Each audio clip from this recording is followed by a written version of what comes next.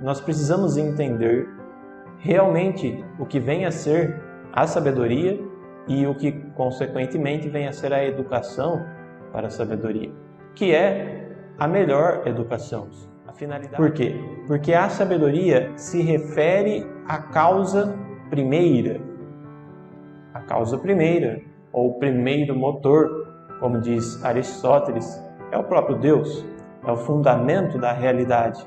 Então a sabedoria não é de coisas humanas e nem de uma possibilidade humana, é algo sobre-humano. A sabedoria, ela, de certa forma, ela vai potencializar a ciência, porque enquanto a ciência é das causas, a sabedoria é da causa primeira que reúne em si todas as causas. E isso, aquilo que nós sempre buscamos, naturalmente buscamos, nós conhecemos pela sabedoria. E isso vai gerar uma alegria no ser humano, porque é uma alegria de um encontro de alguém que nós buscamos desde quando nós atingimos a idade da razão. O sentido da nossa vida repousa na virtude da sabedoria.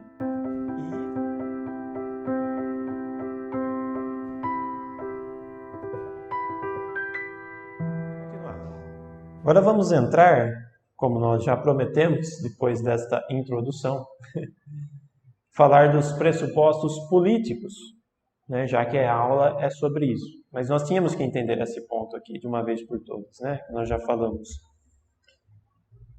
Vamos refletir nestas questões aqui.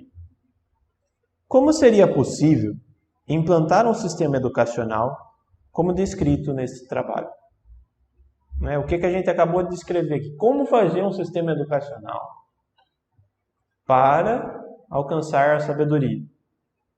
Haveria algum ministro da educação que se atreveria a propor uma lei de diretrizes e bases com fundamento neste princípio?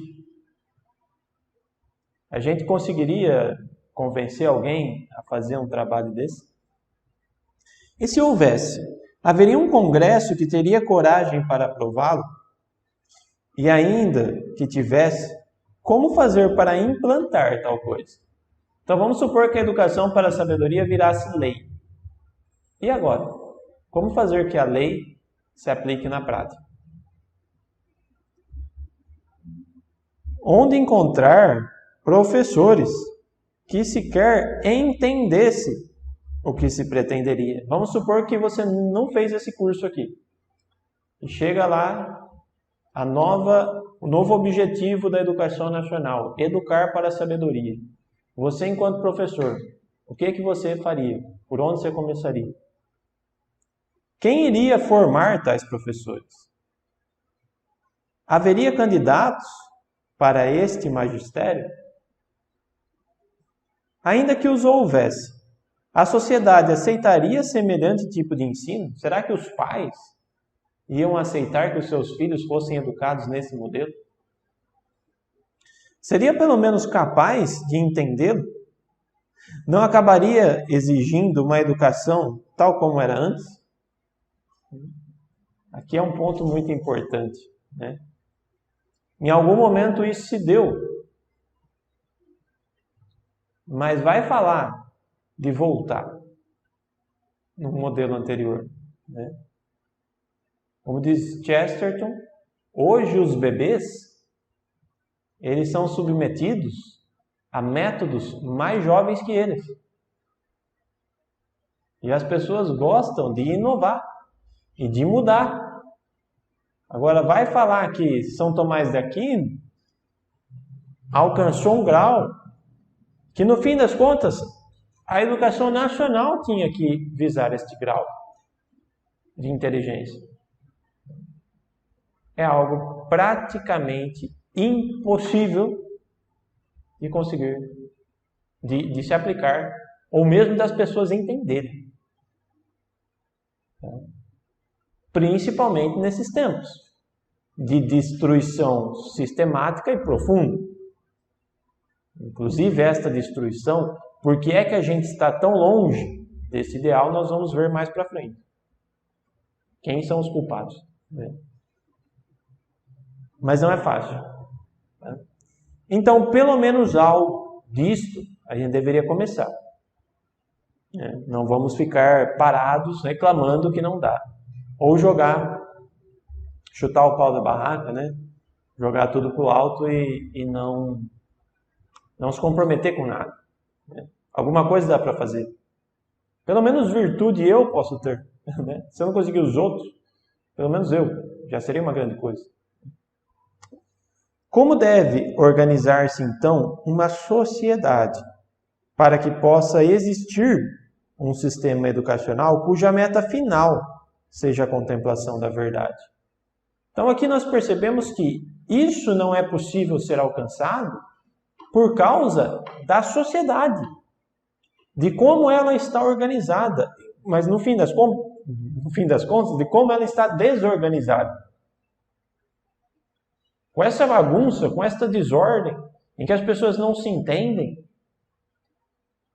e que muito menos entendem uma coisa dessa, é impossível implantar uma coisa dessa. No máximo a gente vai conseguir formar alguns. Mas se formar alguns, a gente fez um grande bem. E se a gente não conseguir formar alguns por inteiro, pelo menos naquilo que eles podem, a gente deve formar. E assim nós mesmos. Existe diferença entre viver e viver bem. Existe muita diferença. E eu me lembro várias vezes algumas frases que a minha mãe falava, que é uma pessoa muito simples, que me faziam me questionar. Por exemplo, ela falava: por que você estuda tanto? Se para comer um prato de arroz com feijão, basta a gente trabalhar num serviço qualquer. Por que você compra tantos livros se você não precisa estudar tanto? Por aí vai. A questão é a seguinte: a gente é ser humano. E o ser humano ele pode se desenvolver diferente dos animais. Ele pode se desenvolver nos limites das suas potencialidades, principalmente a inteligência. E aí, só a gente viver, ou seja, só usar as nossas funções vegetativas, né, é pouco. Não realiza o ser humano. E eu não estou falando aqui de ganhar dinheiro. Estou falando aqui de desenvolver inteligência. Tá? Então, viver bem é viver de acordo com a natureza humana. Viver usando a sua racionalidade humana. E é diferente de simplesmente viver, de sobreviver. Tá? Uma cidade, portanto, deve ser instituída para que os homens possam viver bem. Então, quando os homens se reúnem em sociedade, os seres humanos, deveria ser para buscar uma vida mais humana. E não uma vida mais confortável, com mais dinheiro, e por aí vai. Mas uma vida mais humana, usando a inteligência humana, em que um ajudasse o outro a se desenvolver enquanto ser humano pelas virtudes. Tá? O ideal de cidade, então, é a cidade que propicia o ambiente para que os homens vivam o bem máximo. Porque se é para viver bem, tem coisas que são consideradas bem, simplesmente, e de maneira superficial. Mas existem bem máximos. E aqui a gente acabou de ver. O bem máximo de excelência é a sabedoria.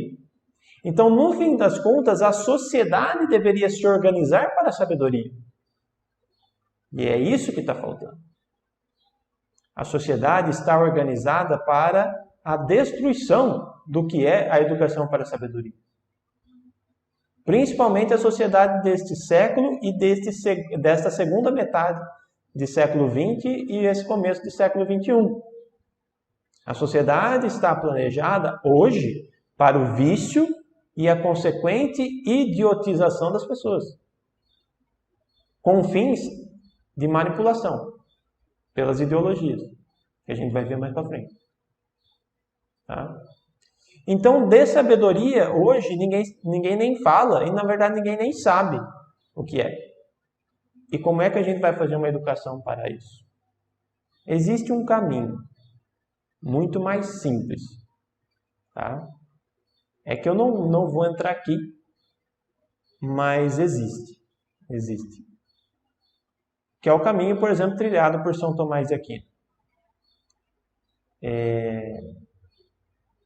Mas existe um caminho um pouco mais difícil, que é esse que a gente pode falar aqui, né?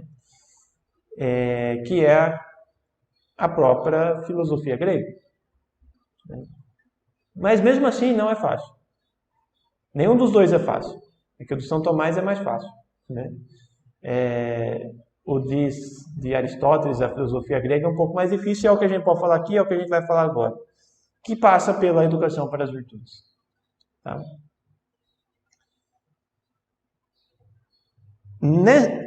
Existe, então, a necessidade de uma investigação sobre o bem máximo para a sociedade almejar. Então, se a sociedade deve visar a educação para a sabedoria, é necessária uma investigação do que é e de como faz para se chegar lá.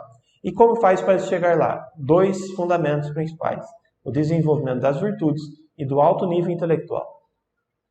Tá? Sem isso, não vai alcançar sabedoria coisa nenhuma. E se a gente conseguisse só os fundamentos, já estaria bom. Né? Alguns dizem ser suficiente a felicidade perfeita qualquer quantidade de virtude, mesmo que seja pequena. Mas no que diz respeito à riqueza e ao dinheiro, ao poder e à glória, à fama e às outras coisas semelhantes, dizem que estas devem pertencer à felicidade num excesso infinito, querendo dizer com isso que a felicidade consiste principalmente nos bens exteriores e apenas secundariamente na virtude. Ou seja, você quer virtude? Não é uma pergunta agradável, né? Porque você fala, mas o que eu vou precisar? Mas vai precisar se esforçar, vai precisar de disciplina, você vai precisar de obediência, de autoridade. É tudo de coisa difícil. Aí alguém pergunta, você quer dinheiro? Você quer prazer? Você fala, isso eu quero. Por quê? Porque você vai perceber que isso é mais fácil e agrada mais, né? E este é o problema. É isso que impede a educação para a sabedoria. A falta de virtude. E a falta mesmo do desejo de virtude. E aí que nós precisamos educar as nossas crianças desde cedo. Porque o pau que nasce torto é difícil endireitar. Depois que o vício foi introjetado na educação da criança, é difícil.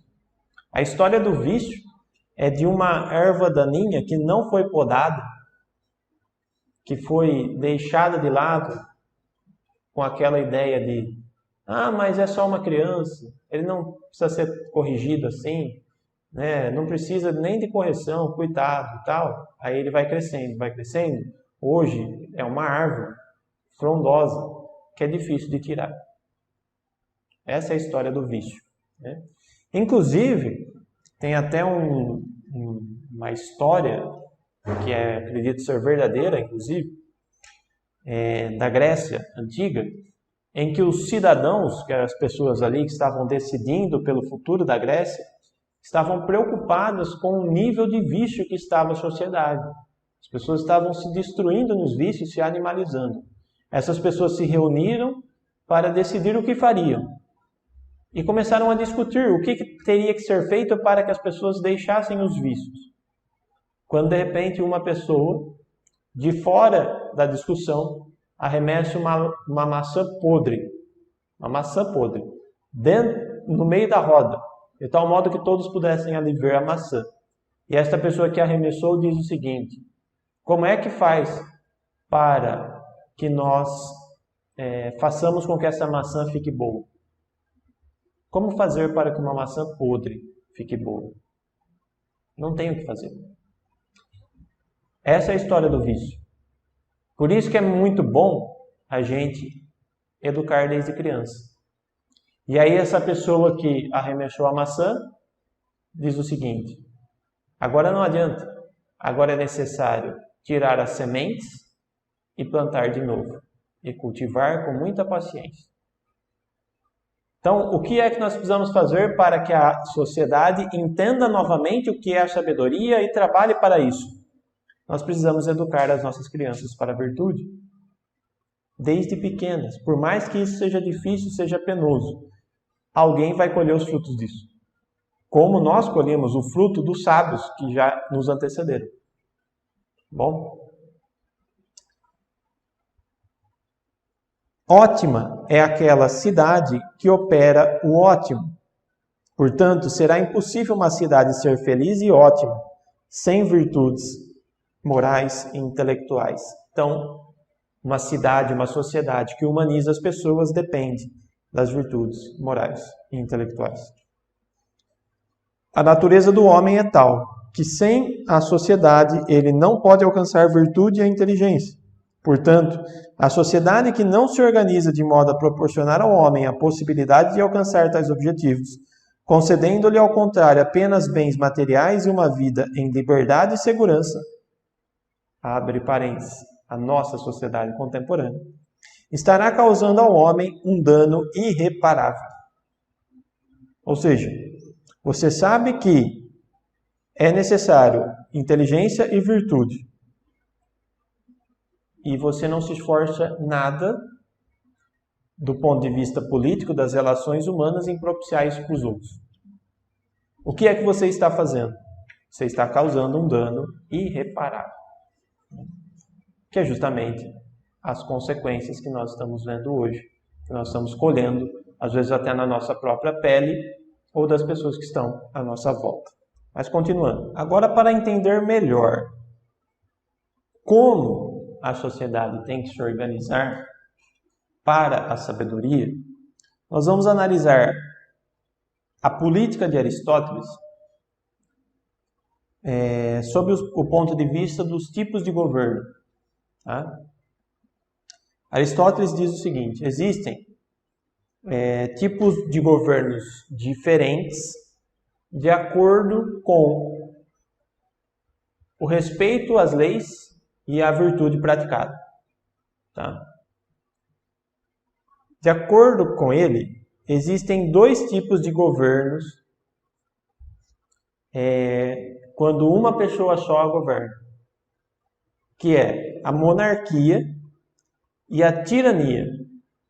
A monarquia é quando uma pessoa só governa e a sociedade é uma sociedade de pessoas virtuosas. E o monarca também é uma pessoa virtuosa, que inclusive nem se candidatou para ser monarca. Ele foi eleito e colocado na monarquia, no reinado, porque ele é o mais virtuoso de todos. Mesmo que ele não queira, ele vai ser posto lá porque ele é muito virtuoso. Ou seja, a monarquia, no conceito, ela é, no conceito filosófico, um governo bom. E quando eu falo monarquia, não estou falando dos governos monárquicos atuais, que são verdadeiras bagunças. Não cumprem com esse conceito. As pessoas não têm virtude para isso. Tá? Eu estou falando aqui do que Aristóteles falou, de como que seria o melhor governo. Que uma pessoa virtuosa governasse outras pessoas virtuosas. Obviamente que é assim, né? Agora, existe a possibilidade de uma pessoa governar e não ser virtuosa. Pelo contrário, de estar no vício e vivendo em função, por causa do vício, dos seus instintos egoístas. Isso fará deste governo uma tirania ou ditadura. Então, o que é uma ditadura, uma tirania? É quando uma pessoa má, um sem vergonha, né, ele governa todos. Tá? Hoje, a maioria dos governos é assim. As pessoas que estão no governo, infelizmente, entraram lá porque fizeram boas campanhas e não porque tinham virtude. Não era assim na Grécia. Mas, um pouco pior que a monarquia, mas melhor ainda do que outros governos, seria a aristocracia. A aristocracia é quando a sociedade é governada por poucos, mas esses poucos são virtuosos. Então, se não existe uma pessoa com a excelência da virtude, é melhor que existam várias pessoas mais ou menos virtuosas. Porque, pelo menos, aí o poder não está na mão de um só, que corre o risco de, se for um sem-vergonha que está no vício, oprimir as pessoas, que é o que acontece na ditadura. Então, é melhor diluir o poder quando a virtude começa a baixar. E existe também a oligarquia, que é quando o governo de alguns toma o poder, mas esses alguns são pessoas más. Entre a ditadura ou tirania e a oligarquia, ainda é melhor a oligarquia, porque é melhor estar na mão de alguns sem vergonha do que de um só. Porque se for de um só, esse cara provavelmente vai fazer aquilo que vier na cabeça dele. Tá? E a oligarquia, por já ter ali um certo conflito, inibe um pouco a maldade. Mas o melhor é que fosse uma aristocracia, que é algo bom, de virtude. Então aqui nós já falamos de monarquia, a excelência de governo, tirania, o pior governo que existe. Mas entre eles existe a aristocracia, que é bom ainda, e a oligarquia, que já é ruim, mas não é tão ruim quanto a ditadura. Entre eles existe a famosa democracia. Democracia vem de demos, que significa povo. Quando o povo governa. E o povo governa quando não se tem mais virtude. Esse é o ponto mais importante daqui. A oligarquia, a democracia hoje em dia é tida como o bem máximo. Temos que promover a democracia. Eu concordo. Nessa sociedade, sim. Porque essa sociedade perdeu a virtude. Né? Aí é bom que o governo esteja diluído em um monte de gente. Tudo meio misturado. Bom com ruim. Né? Bom com ruim que eu falo. Pessoas com virtude e pessoas que estão no vício e violentas e destruidoras. É melhor que esteja diluído para que ninguém faça uma loucura. Só qual que é o problema? E se surgir um ditador desse meio? Que por causa da situação, do contexto em que vive, foi formado para o vício, e se esse cara sobe ao poder? Se torna uma ditadura. Ou seja, da democracia para a ditadura é muito fácil. E a única possibilidade de diminuir a ditadura é passar para a democracia, para diminuir o impacto negativo. Aí é melhor ter uma democracia. Mas entre democracia e ditadura, eu não escolheria nenhum dos dois. Eu escolheria os governos virtuosos. Pensou se a gente tivesse virtude no poder? Ah, mas agora está uma bagunça. Olha quem nós tem aí, só tem sem vergonha. Aí tudo bem. Aí fica nessa bagunça mesmo, que se chama democracia. Mas democracia é sinônimo, filosoficamente, de bagunça, de falta de virtude, de diluição do poder como alternativa para uma situação destruída. Então, se me perguntar, você defende a democracia? Fazer o quê? Né? Mas não, eu defendo, vamos à luta para promover democracia. Que promover democracia? Democracia é um governo ruim. Né? Tem que ter, fazer o quê? Mas o melhor é que não fosse assim. Se eu tiver que lutar, não vai ser pela democracia, vai ser para a educação para as virtudes. Isso é muito mais lógico, muito mais racional. Principalmente depois de um curso como esse. É ou não é? Nos dias correntes, a palavra democracia domina com tal força a linguagem política deste século que é raro o governo, a sociedade ou os estados que não se proclamem democráticos. De tal ordem, anda o seu prestígio, que constitui pesado insulto, verdadeiro agravo, injúria talvez, dizer a um governo que seu procedimento se aparta das regras democráticas do poder. Para o Aristóteles, se você falasse que ele não está sendo democrático, ele vai falar, exatamente, eu não estou sendo democrático. Democracia não é uma coisa boa. Estou fazendo um trabalho aqui adequado à natureza humana. A gente não foi feito para viver em democracia. A gente foi feito para viver em sociedade, sim, mas com uma finalidade bem determinada. Viver bem, e o bem máximo. Acorda? É isso. Democracia é um paliativo. Agora, se você falar isso hoje, se você ouve esta expressão no final dessa aula e não ouviu o curso inteiro, provavelmente você vai falar que eu sou um fascista. Uma pessoa antidemocrática. E vai começar a me xingar desses palavrões. Você é contra a democracia. Não é que eu sou contra, é que é a natureza da coisa. Ela não é boa, naturalmente não é boa, porque ela é um paliativo da falta de virtude. Tá? É preciso, para tanto, uma forma de organização social mais elevada, cujo compromisso básico seja essencialmente com a virtude, apenas por consequência com a liberdade. A liberdade, note isso, ela é consequência da virtude. Quando você é virtuoso, você é livre naturalmente. Por quê? Porque você não é escravo dos seus instintos animais. E muito menos vai fazer uma outra pessoa escrava. Por quê? Porque você é justo. E lembra que a virtude da justiça é para o outro. Você vai ser virtuoso e virtuoso para com o outro. Tá? E isso aqui se chama educação para a sabedoria. A liberdade, ela é consequência.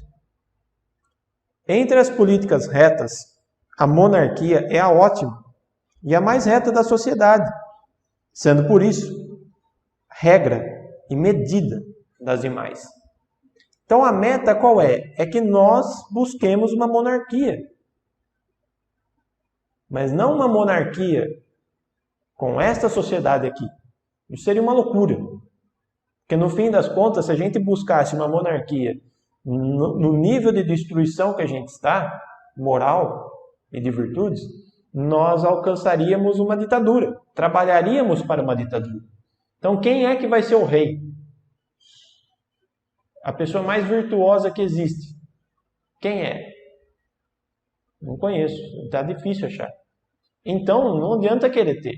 Até porque se ela for super virtuosa e estiver lá acima, todas as outras pessoas que estão muito afastadas da virtude vão querer tirar ela de lá. Então, a monarquia, ela pressupõe o todo. Uma estrutura virtuosa. E isso é muito difícil. Mas isso quer dizer, então, que ela é medida das demais. Quer dizer, é um modelo.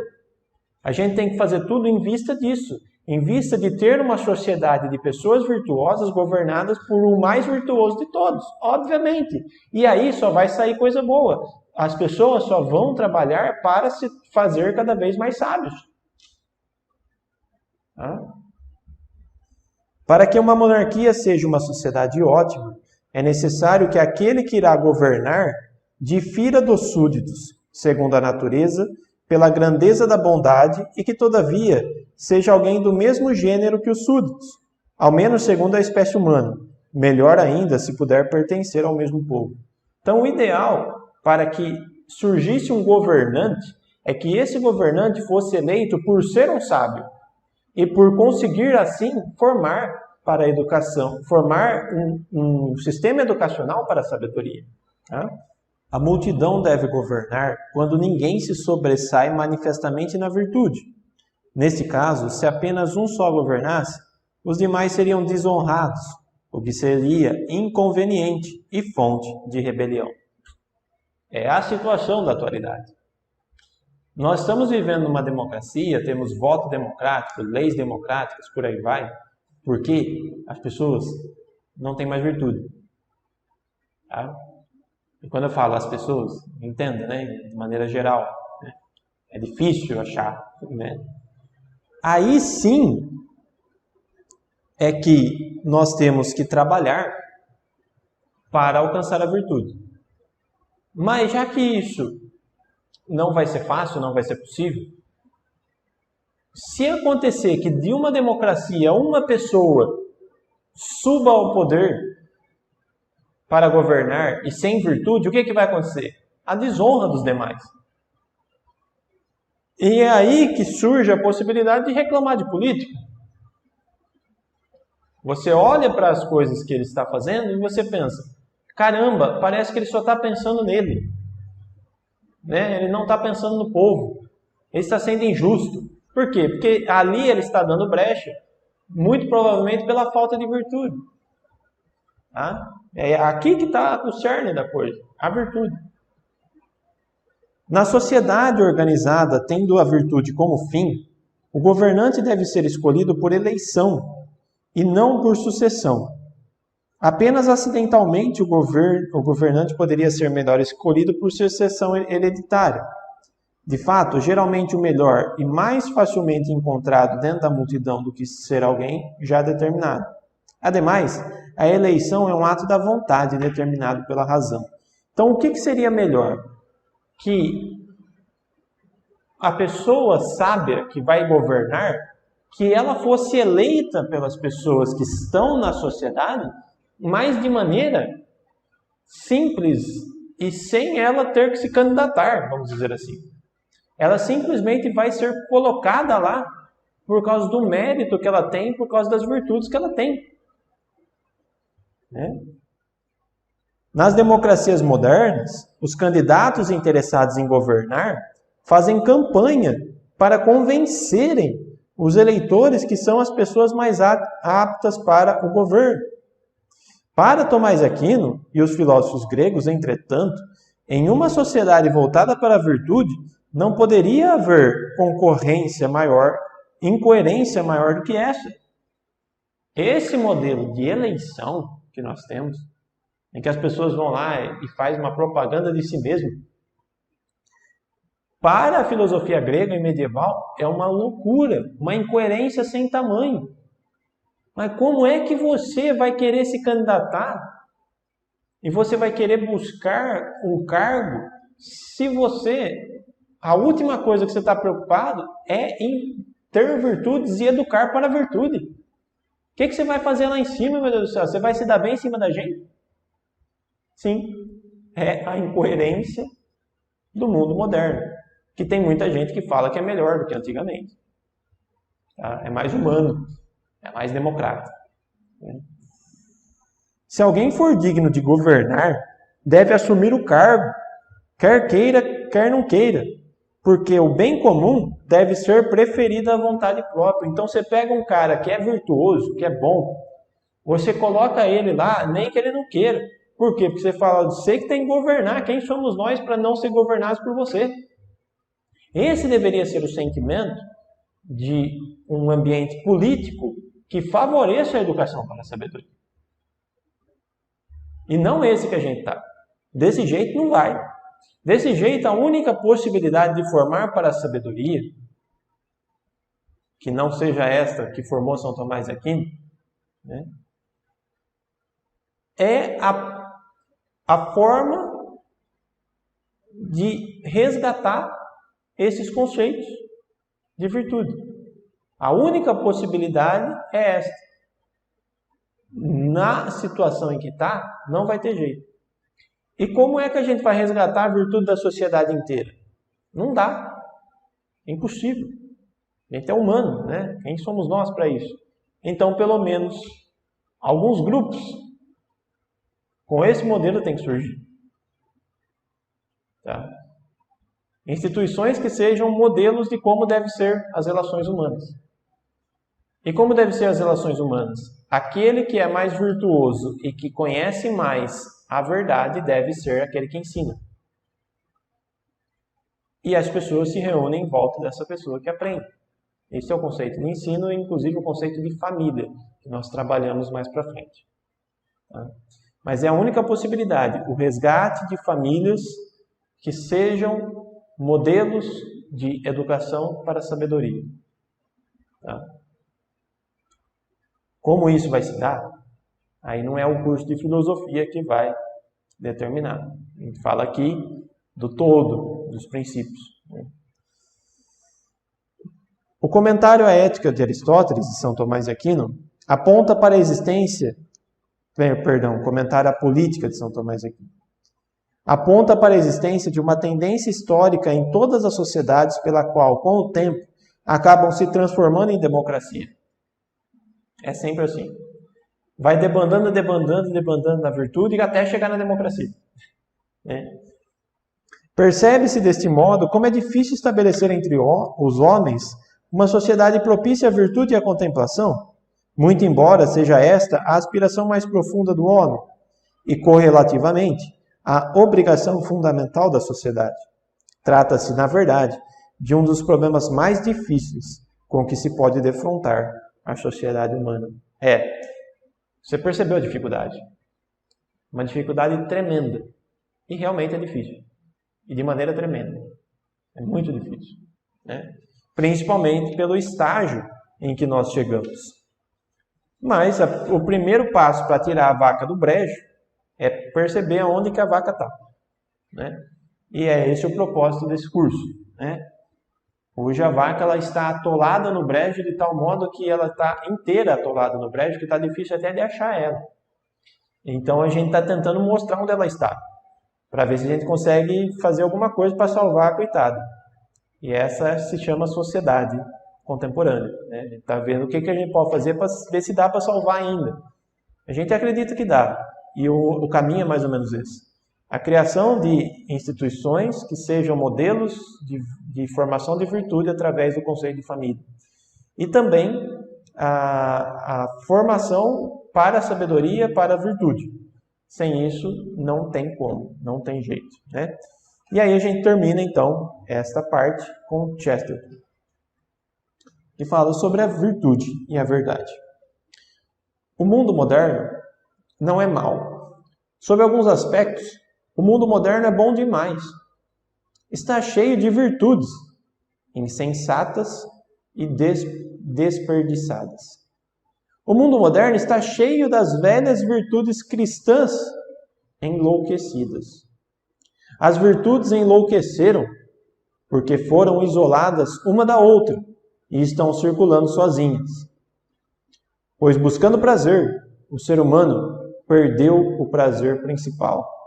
Pois o prazer principal é a surpresa. O homem foi concebido para duvidar de si mesmo, mas não para duvidar da verdade. E isso foi exatamente invertido. Hoje em dia, a parte humana que o homem afirma é exatamente a parte que não deveria afirmar. A parte de que ele duvida é exatamente a parte que não deveria duvidar, a razão divina. Hoje, os homens duvidam exatamente do que não deveriam duvidar.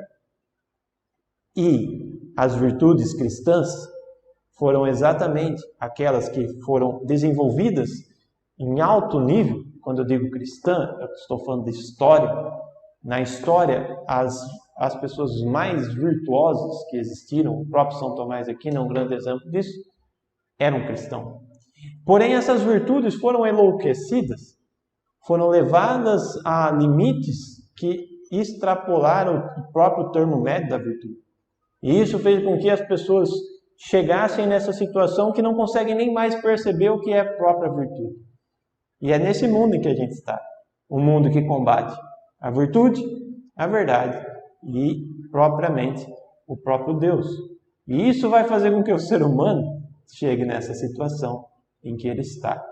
Espero que até aqui, essas afirmações que eu acabei de falar tenham ficado claras, porque é daqui que a gente tem que partir para tentar resolver alguma coisa.